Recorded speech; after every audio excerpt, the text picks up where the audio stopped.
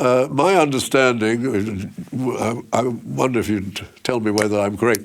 I think you said that the climate on Earth is especially driven by the sun, which seems to be pretty obvious, but also the distance from the sun.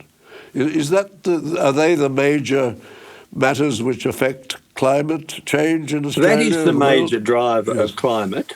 The sun puts out a variable amount of energy, and this is cyclical. And we've been measuring these 22-year cycles for nearly 400 years. We also have cycles every 200 odd years, every 10,000 odd years. So the planets receive a variable amount of energy from the sun.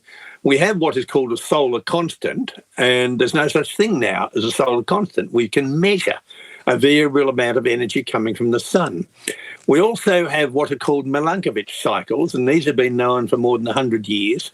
And this is where the Earth's orbit changes from circular to elliptical, putting us slightly further from the sun or slightly closer to the sun. And they are every 90,000 years of cold and 10,000 years of warm, and we're currently in one of those 10,000-year warm periods. But we also have the axis of the Earth change, and this is every 40,000 years or so. And we also wobble like a top every 20,000 years. So the Earth's orbit changes and we get closer or further to the sun, and hence we have more or less energy coming from the sun. And then we've got to combine that with the variable energy that comes from the sun. We also have other factors driving the climate, such as tectonism, and that is the pulling apart and stitching back together the continents. This releases masses of carbon dioxide into the atmosphere, which doesn't appear to drive climate, but it also releases a lot of heat. And that heat goes into the oceans. 70% of the planet at present is oceans. Where we're pulling apart the oceans in the mid-ocean ridges, we are adding a lot of heat to the oceans. The volcanologists have a correlation between when we get earthquake activity and volcanic activity in the mid-ocean ridges and when we get the warming of the oceans and an El Nino effect. We don't know that enough, but there's a strong suspicion that the pulling apart of our continents is changing the ocean heat balance. We also have a bad galactic address every 143 million years, and this is when we get bombarded by cosmic radiation. This builds up cloud cover. The cloud cover reflects heat and light, and we cool down. And there's extremely good proxies and records that are used to measure cloud cover. For example, someone got a magnificent research grant in Europe to go to all the great art galleries and look at all the landscape paintings over the last 1,000 years.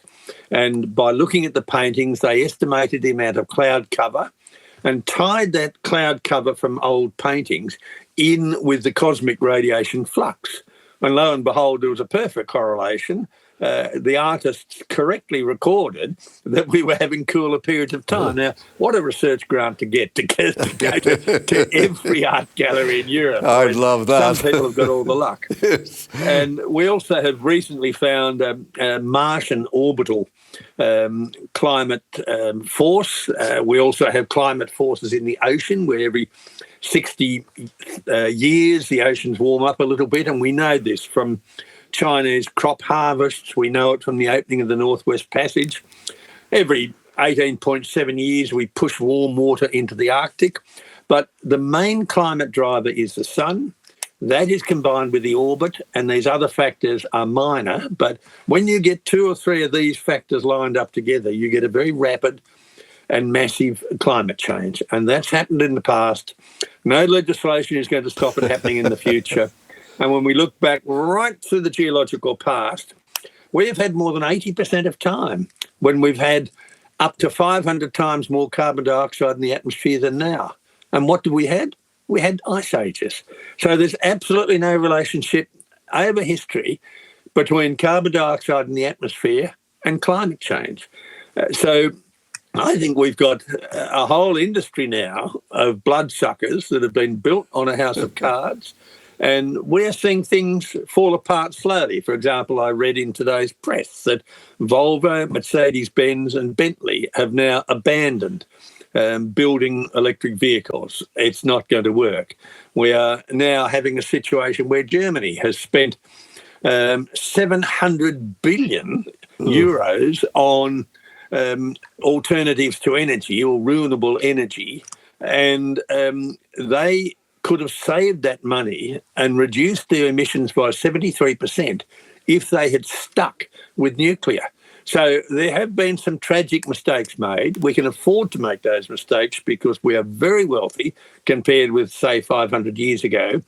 And I think Armageddon is on us, and it's a financial Armageddon, that there is a reality out there, and all of the harebrained schemes have been put up for long cables to go to Singapore and elsewhere will be shown to be fallacious.